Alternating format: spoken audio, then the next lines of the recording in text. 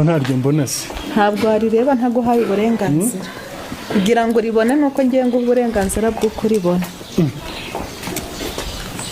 ihembe ryanjye garagaza singiriri yasi kuribona amayi muri uyu munsi uzaza ukongera kuza ntungoye nkaguhindura ipusi ntabwo uzagaruka kayiri no kuntera ubwoba cyane hari igihe uzaza mbwira inzoka yanjye zigusuhuza n'izikagusuhuza ntabwo uzongera ko cyane rwose iryo nkwereke turi hariya mu nzu uri kuribona aho rigeze ihembe ryanjye komeza wigendere niba atabonye nta kindi azabona ubu se nagerayo nawe araribona nageraho ntari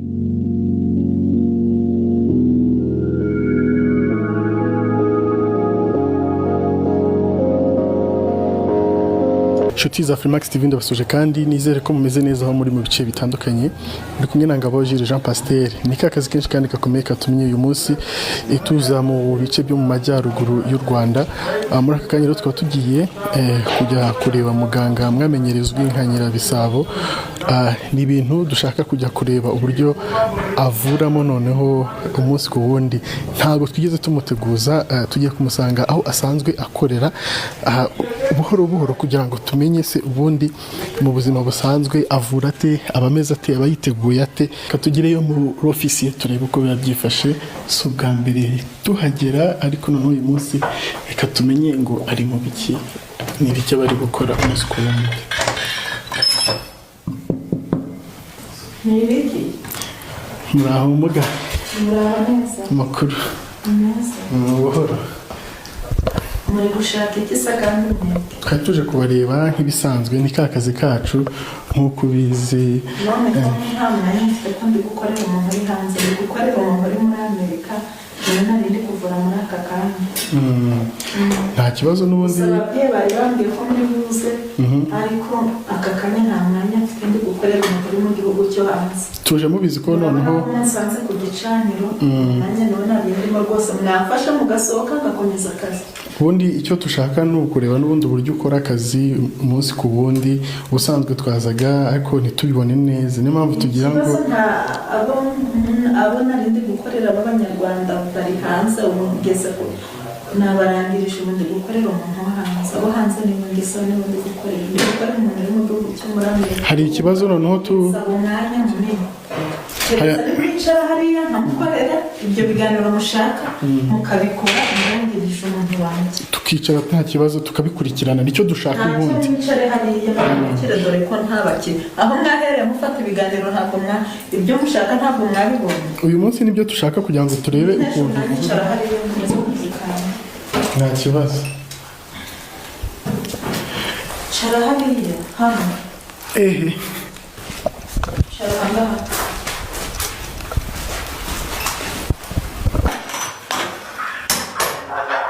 yego ibyo nari maze kukubwira mu kanya maze kubibona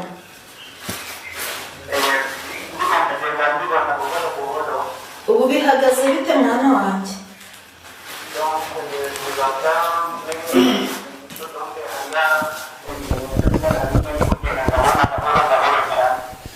none soko ndi kwa mfite amatsiko igera hino none nibyo nashaka ubu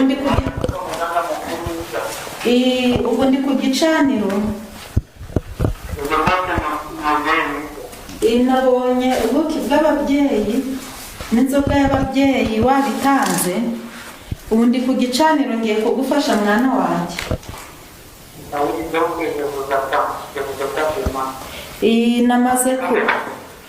namaze ubuki bwanyu buri ku gicaniro namaze kugera imbere y'ababyeyi ngiye kubushiraho igitambo gishireho ngo usabire umugisha ku babyeyi iyo myaka n'imikoshi baguterereza uko kudatera imbere turebe ko twabikuraho mu kanya ndohereza ihembe ribikureho byose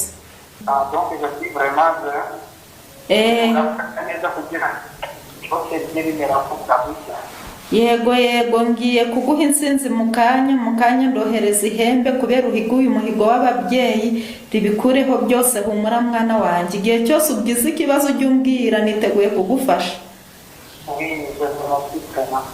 urakoze ngaho bo nkupiye gatoya ngukorere maze ibibazo byawe nibica muzibuke gushimira ababyeyi mu kanya ndakoherereza insinzi mwana wanjye.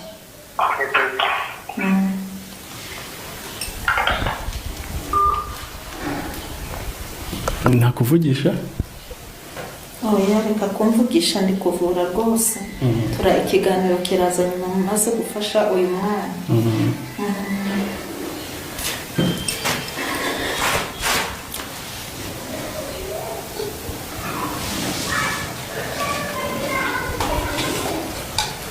Babyeyi, uyu ni umwana wanyu Habimana Evariste mwene Sebahinzi Ernest.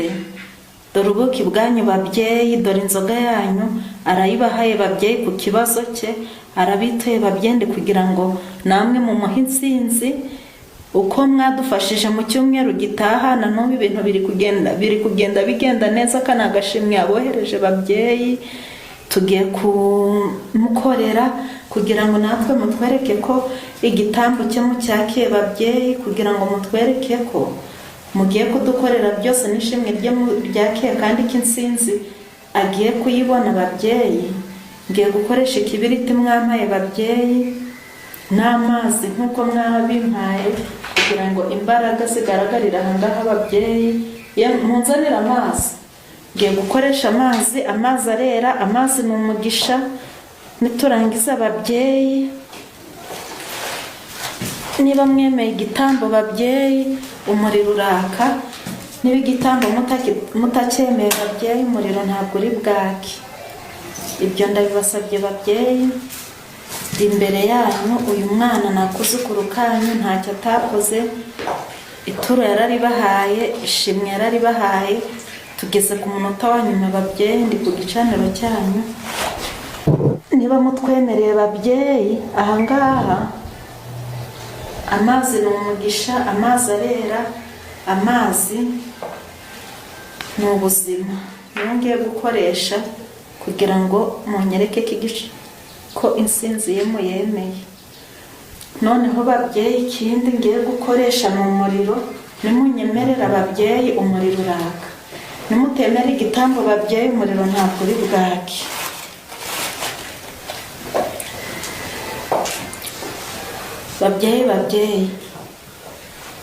Babyeyi, iri ni ihembe nkoresha ngiye ku gicaniro babyeyi. Munyemerere muri iri hembe babyeyi, nditume hakurya y'amazi, nditume hakuno y'amazi. Uko nditume iburasirazuba nkaritume iburengerazuba babyeyi. Mumfashe kuri iki gicaniro n'aka kana kanyu. Niba mwemeye igitambo cyaka umuriro wake muri ano mazi babyeyi, murakoze.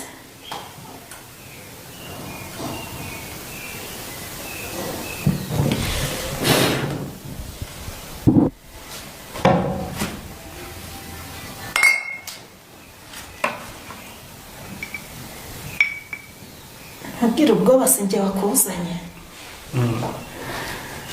Ubwo rero umuriro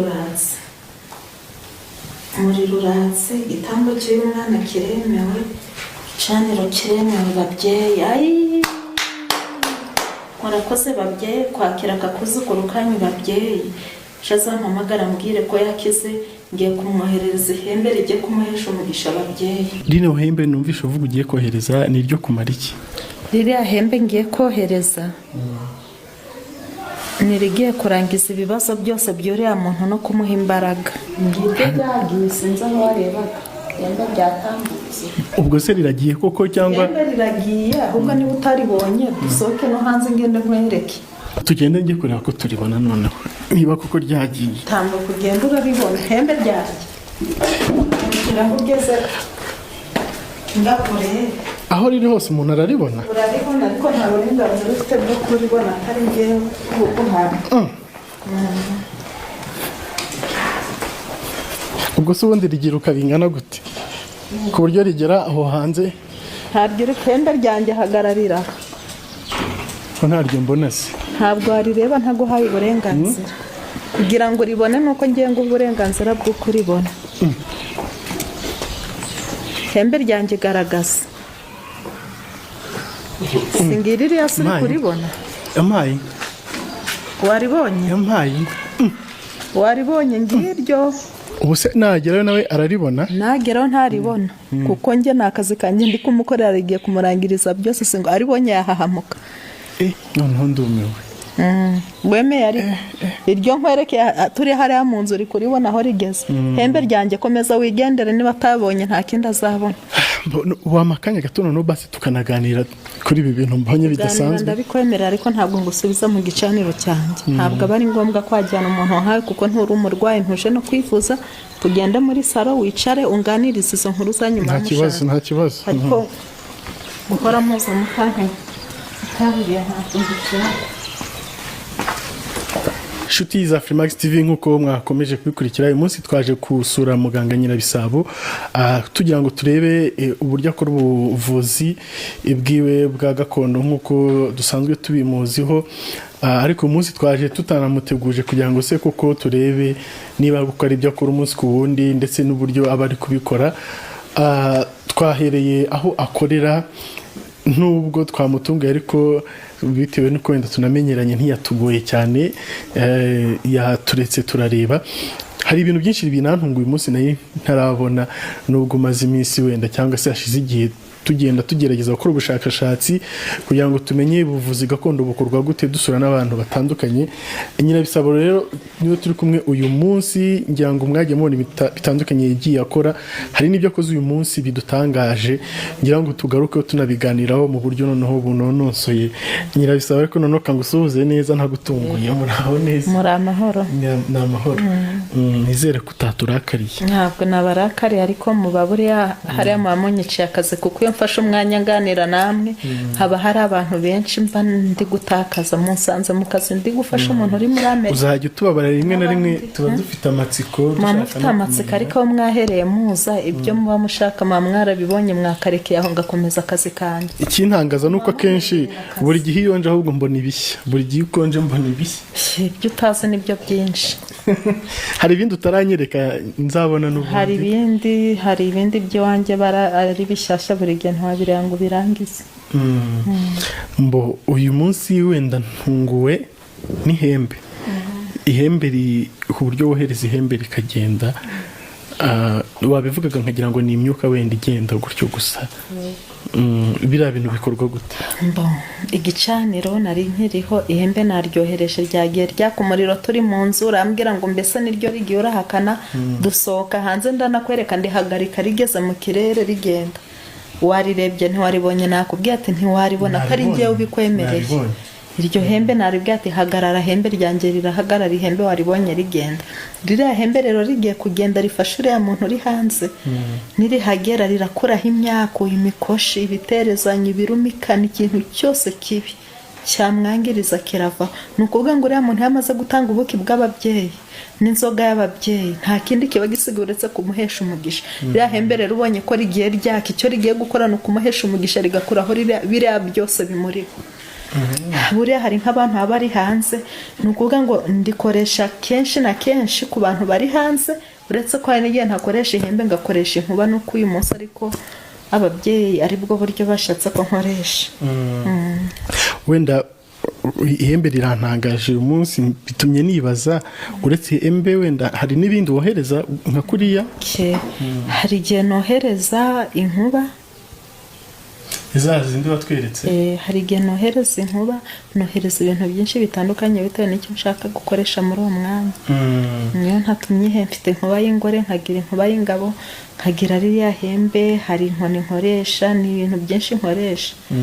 Hari n'igihe wohereza ya nkoni watweretse nasigaye n'ababyeyi cyane iriya nkoni nyirambikaho umuntu ibimurimo byose ari wabuze urubyaro wabonye ko mfite imana y'amafaranga wabonye ko mfite imana y'ababyeyi wabonye ni ibintu byinshi mfite bitandukanye nkoresha ndumva ibyatari bishyashya mu matwi yawe ari ibintu umenyereye nk'umuntu ukunda kugenda ahangaha. Hanyuma nka kuriya wohereza ihembe ryawe riragiye rizagaruka ryari bizarifata igihe kingana ute kugera cyangwa no kugaruka?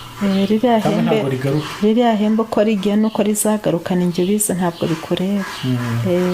Hanyuma wenda ababyeyi tuba tutagomba kukumenera kuko nta kikureba ushaka kumenya byinshi abanyamakuru ariko ntabyo nkubwiye ibintu byanjye nk'umuganga wenda se birahagije wabonye ihembe ndyohereza twari turi mvura ati se niryo rigiye ati koko riragiye ndikwereka rigeze mu kirere ndarihagarika kugira ngo urebe wenda wemere ubwo ibyo wabonye birahagisha si ngombwa ngo umenye igihe rizagarukira n'igihe rizazira kuko nturi muganga. Wenda tubwiye ko ushobora kohereza ihembe, ushobora kohereza inkuba, inkoni, wenda n'izindi mbaraga ufite. Imbaraga ni nyinshi, iyo nshaka ngusha imvura, iyo nshaka bapfuye ndabavurisha. Ubundi hari umwana mperutse kuvura yari yitabye Imana, ndamuvura arakira rwose, imihango yose yari yarangije gukorwa umwana ndamukiza, ubu ngubu ari kwiga nk'abandi bose ni muzima. Ejo bundi wabo baje kunshimira. Nangiye kukubaza w'ikiragi nawe ntabwo yavugaga, afite ikibazo cyo kutavuga, nawe ubu ngubu aravuga, bita Sara. watubwiye ko bariya bose ari bari abuvura benshi bari ibintu baba batererejwe cyangwa se imyuka mibi iba yabafashe ikabateza ibyo ngibyo. Ubundi ntabwo mvura indwara zitari za kinyarwanda, mvura indwara za kinyarwanda, indwara za kizungu sinzivura kuko nzivura ndakeka n'ibitaro bitabaho. ahubwo impamvu ibitaro biriho ni uko ziriya ndwara bavurira mu bitaro ntazivura, ahubwo mvura indwara za kinyarwanda. ariko se nta gihe wenda urajya kuvura nk'izo ndwara za kinyarwanda ugasanga wenda hari imbaraga zirenze iziruta igihembe, ziruta iby'inkoni? nta mbaraga ngewe zindi zindusha kuko imbaraga zose zikoreshwa mu buvuzi ndazifite. hari n'abajya henshi bakaza barananiwe rwose nkabafasha insinzi nkayibona. bonye kuriya namanje kumuvura, maze kumuvura nohereza ihembe ryo kugira ngo ryo kurangiza ryo kumuha ririya hembe nirigiye kumuha insinzi kumuvura. wumvishe ko yakubwiye ati ndi gukira ndi koroherwa, yabivugaga wiyumvira. si inkuru mbarirana ahubwo wabyiboneye wanabyiyumviye. ari ririya hembe ryawe n'inkoni n'inkuba, ni ikihe gifite imbaraga zikomeye? Gifite imbaraga, gifite imbaraga kuko ibihe imbaraga ni ababyeyi, kandi ababyeyi banjye barahari. icyo nshatse gukoresha muri uwo mwanya imbaraga ziba zigifite. ikindi ni kuri iriya mana y'amafaranga. buriya hari igihe mbwira abantu, hari abantu bagiye bitiranya kuri iriya mana y'amafaranga bakabyitiranya ko hari hano ari kuri banki. hari abantu bampamagara bambwira ngo none ngo waduhaye amafaranga ngo duhe kashi. hano ntabwo ari kuri banki, ahubwo ni uko umuntu abasobanurira abantu bakumva ubusobanuro budahuye, bakiyumvira ibyabo cyangwa bakabitekereza bijyanye n'uko bababaye. ariko ntabwo hano ari kuri banki. ibyo barabumvishe naba ahubwo iriya mana y'amafaranga nifasha umuntu udakora ntibigenda, umuntu ufite inyatsi, umuntu udatera imbere, umuntu bazi inzara igihe bakuzinga bakakwabura. njye hari ikiriya mana imfasha kugira ngo ngufashe nkuvure noneho utere imbere. niba wari kuzabona amafaranga, wari kuzatera imbere mu myaka 5, wenda utera imbere mu mezi 6-5 bitewe n'uko nkuvuye. mbese nawe ubona umugisha ngo uheshe umugisha nk'abandi utera imbere. ariko hano ntabwo ari kuri banki.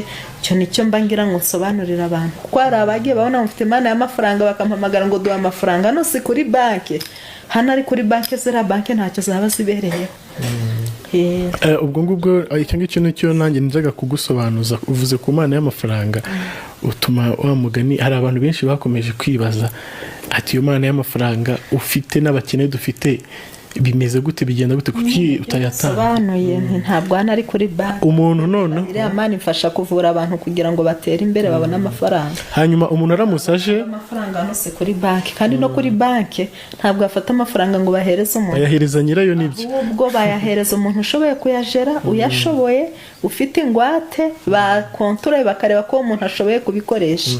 rero bajye bicara batekereze ku cyo bagiye kuvuga n'uburyo bagiye kukivugamo. ni ukuvuga ngo umuturage uri ahantu runaka cyangwa se uri mu gihugu runaka uyu munsi ntabwo ashobora guhamagara Nyirabisabo yicaye iwe mu rugo amubwira ati ndumva nkeneye amafaranga, wamfasha iki? ntabwo agomba guhamagara avuga ngo ndumva nkeneye amafaranga, ahubwo agomba guhamagara avuga ngo ndakora ntibyemere, ntabwo ntera imbere, mfite ikibazo, abandi batera imbere sintera imbere, kuko umuntu aba afite ikibazo.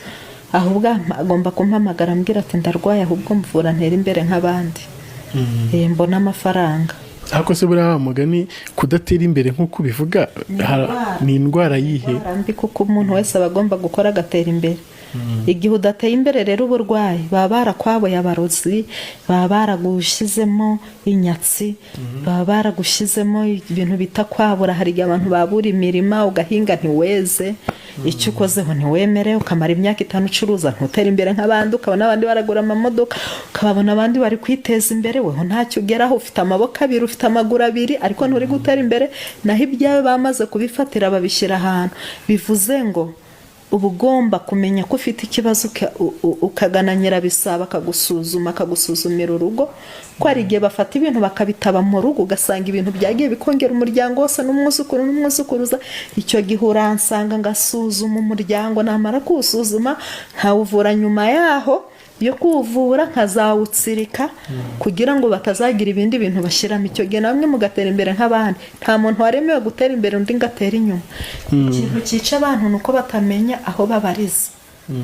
Ariko se hari ibintu tuzi kandi tumenyereye umuntu ashobora gushora mu kintu runaka, ariko bitewe n'uko yakoze inyigo nabi muri ibyo bintu agiye gushoramo, bigatuma ari byo bituma ahomba. Hari n'ujya gukora ikintu wenda agahombeshwa n'abakozi wenda bamukorera.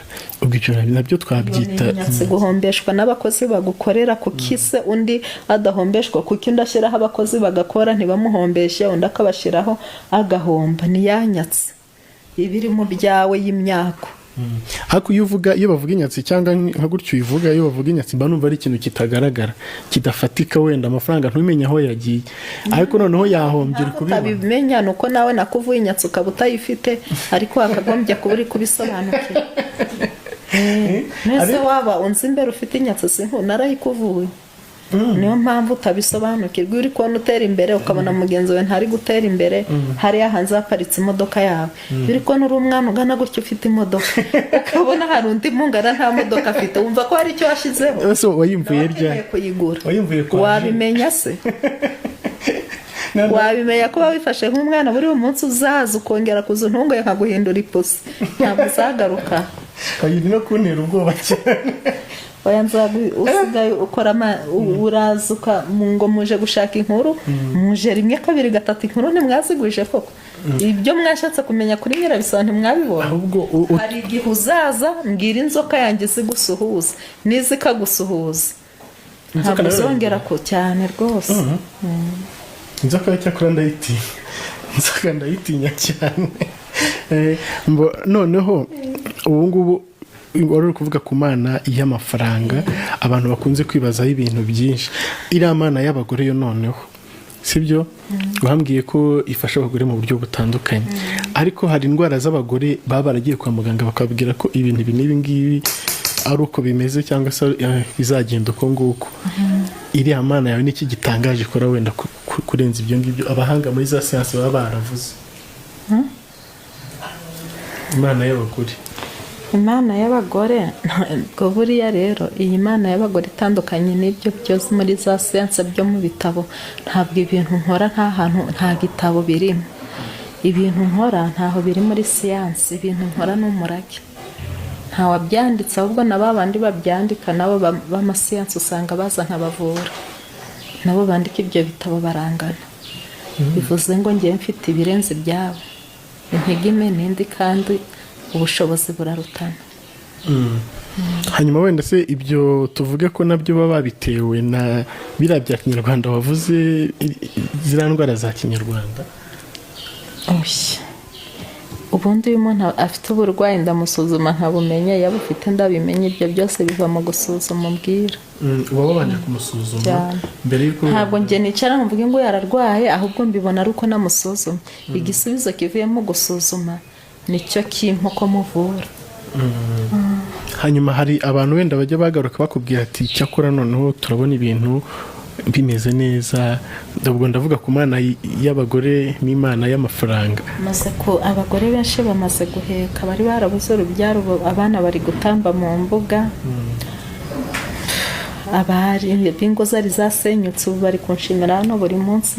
Ndakeka mwajanga ugakubitanira n'abantu hano ku irembo bafite amakesa n'amajerekani bavuyanga kunshimira n'ibyibo. Abo naba bari bavuye hano gushimira. Ahangaha ntibwakwira hatageze nk'abantu 15, mbese hano hahora ibirori by'abaza gushimira. Ngo nanjye barantuga hari igihe njya kubona nkabona umuntu araje ati tuje gushimira mubyeyi. Ibyo ni ibintu menyereye, ntabwo ari ibintu bishyashya hano, kandi nzi ko nawe si ubwa mbere si ubwa kabiri ugera ahangaha ugasanga abantu bavuye gushimira ku byo nagiye mbakorera. Ubu ngubu hari abantu bo hanze biteranije bari mu bihugu byo hanze, bari mu Bubiligi, barateranije ubu ibyangombwa binjyana hanze narangije kubibona. Ni ukuvuga ngo igisigaye ni uko korona ivamo ngafata indege nkagenda nkabafasha. Ntabwo wabafasha uri hano? Nabafasha, ariko bo barambwiye bati dushaka kukubona ku maso. Narabibakoreye birarangiye, ariko barambwiye ati ikintu dushaka tugiye kuguteranyiriza itike, ushaka ibyangombwa byose, korona nivamo uzaze dusabane. Banyohereje impano nyinshi hano, ubutaha uzana kweretse telefone banyohereje ifite agaciro ka 1,700,000. Hari n'imyenda n'ibindi bintu byo hanze by'ibikoresho byo mu nzu bagiye banyohereza ngo ni amashimwe. Ibyo byose ngenda njya kubifata i Kigali. Ni byinshi nkubwiye, amashimwe y'abantu byo ngenda mfasha byaba birebire. Hanyuma noneho nk'ubu Nyirabisabo, iyo utangiye ukareba izo mbaraga ukoresha, warazwe n'ababyeyi bawe, ukareba wenda n'ibyo ugenda ukora ibyo bitangaza, nabo ngabo ugenda uvura bagakira, wiyumva ute? Mana, ntabwo mbyumva nk'ibitangaza, ntabwo mbibona nk'ibintu bidasanzwe, kuko numva ko ari cyo naremewe, numva ko ari cyo nabereyeho, kugira ngo igihe runaka nzatabare ikiremwa muntu, nzatabare abanyarwanda by'umwihariko, abadiaspora bari mu bihugu byo hanze, abanyarwanda bari mu gihugu n'abandi batari abanyarwanda ariko bakeneye ubwo bufasha. Numva ko ari cyo mbereye. Ku bintu bijyanye n'Imana y'amafaranga, hari abantu bajya babaza, sinzi niba ujya ukurikira komantere, abantu benshi rero bakunda kuvuga ati ubundi wo utanga amafaranga afite angana iki, yayihaye bangahe, yakijije bangahe, wihereyeho? Ntabwo najya guhereza amahirwe yo kugira ngo abantu batunge amafaranga babeho neza, njye ntariho neza, ndakeka ntariho nabi. Ntabwo mfite ibintu bibeshaho umuntu neza, no kuba uri ahantu heza, ni ukuba ufite imodoka nziza, ni ukuba ufite ubuzima bwiza. Ntabwo rero najya kubiha umuntu njye ntabyihaye, bivuze ngo naramanje ndabyiha kugira ngo mbone ubushobozi bwo kubiha abandi. Rero ni ukuvuga ngo ba bantu, niba nawe ugiye kwaka umuntu amafaranga, ntabwo uzajya uzangana ndi umuganga ntarabyihaye, uje ahantu uri gusesera, uri kujya ahantu umuntu ubwo bushobozi ntabwihaye, burya ngo we hazabuguha icyo gihe ubuyobye. Hari abantu bazambwira ngo twagiye hehe, ngo ibi n'ibi ntibyashoboka, aho hantu wagiye ugiye kwaka ubutunzi n'ubushobozi ntibabiguhe, nuko nabo batabyihaye. Manza ureba aho ugiye kwaka ubushobozi, aho hantu uri gusesera uwo muntu ugiyeho, manza uvuga ati se mu by'ukuri uyu muntu yamfasha kuri iki kintu nshaka, afite ubushobozi, icyo atihaye ntabwo we hazakiguha. Bivuze ngo rero ibibazo bagiye bahurira hanze ngo bagira ibi n'ibi, nawe aba agomba kurezona akavuga ati mu by'ukuri uyu muntu utarihaye ikisindi bumusaba iki. Impamvu dusaba Imana ubugingo tukayisaba ubuzima bwiza, ni uko ari Imana umuremyi wa byose, ifite byose. Bivuze ngo jya gusaba umuntu ubona ko nawe hari icyo yihaye, jya gusaba umuntu uvuga ati mu by'ukuri niba ndi gusaba ivatiri, uyu muntu afite Prado, afite ubushobozi bwo kumpiki, kuko nawe yarakihaye ntacyo agisaba. Rero icyo nicyo nshaka gutandukanyiriza abantu, kuko hari abantu baza bambwira ibintu ngo cyangwa bahuye n'ibintu, ugasanga bari kumbaza ibintu by'amafuti.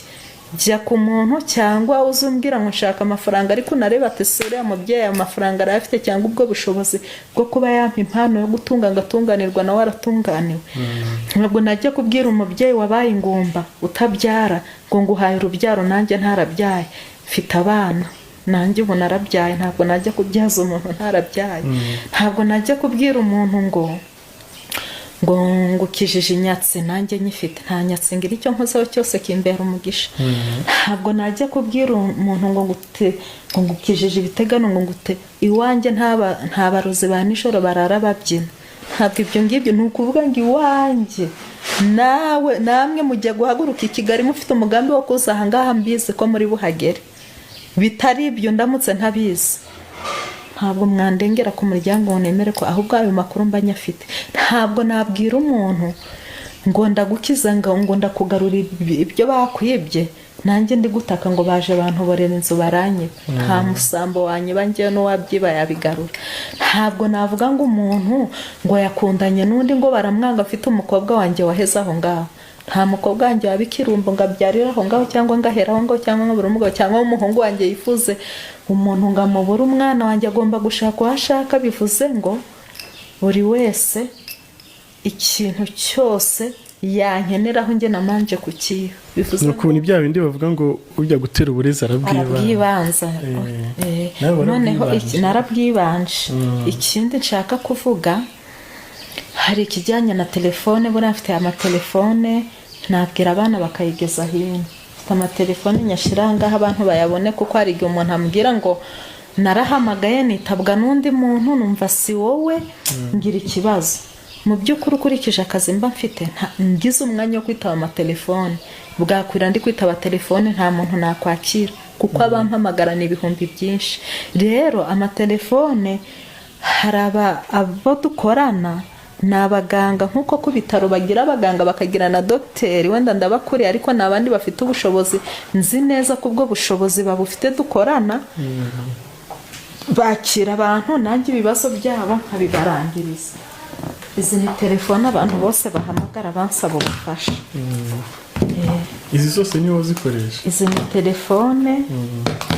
Iyi ni impano ejo bundi bampaye, yavuye hanze muri Amerika. Inyinshi nizagiye ziva hanze. Izi telefone zose bazimpamagaraho abantu bambwira ngo dufashe. Rero n'ubu urabona ko bari kumpamagara, uri kubibona. Ntabwo ni ukuvuga ngo telefone ebyiri ni WhatsApp, izindi ni zo guhamagara. Izi WhatsApp rero mfashaho abanyamahanga, abanyarwanda bari mu bihugu byo hanze, abo hanze. WhatsApp nizo nkoreshaho, nzikoreshaho nijoro, singira igihe cyo kurukoresha ababyeyi banyifashiriza. Izi telefone zisanzwe bagenzi banjye bavuze barazitaba, igihe cyo kumufasha we iyo bamwitabye bamwandika mu gitabo, igihe cyo kumuvura akanzanira ikayi yamwanditsemo, akansobanurira ati uyu muntu arwaye gutyo, noneho nanjye mbere yo kumuvura ndamanza nkamuhamagara, akongera akabimbwira, ariko yagize igihe cyo kwakirwa. Bivuze ngo niba umuntu bamwakiriye nashyire umutima hamwe, yumve ko yageze kwa Nyirabisabo, bamufashe. Noneho kuri finali nge ndamukorera, hari amasaha agena namukorera, keretse ahubwo hari igihe kigezwe akabona ntiyigeze avugana nanjye ngo mukorere, icyo gihe arampamagara akambwira ati nakiwe n'umuntu ariko ntabwo urankorera. Icyo gihe mubaza uko byagenze nkamukorera. Icyo gihe ndabafasha rwose, ibibazo bikava mu nzira. Kuba atari njye wamufashe ntabwo bivuze ko ntamukorera. Yego. Hanyuma tugana ku musozo rero, ni icyo wabwira abadukurikiye? Icyo nabwira abadukurikiye, nibagane kwa Nyirabisabo. Kwa Nyirabisabo ingumba ziraheka.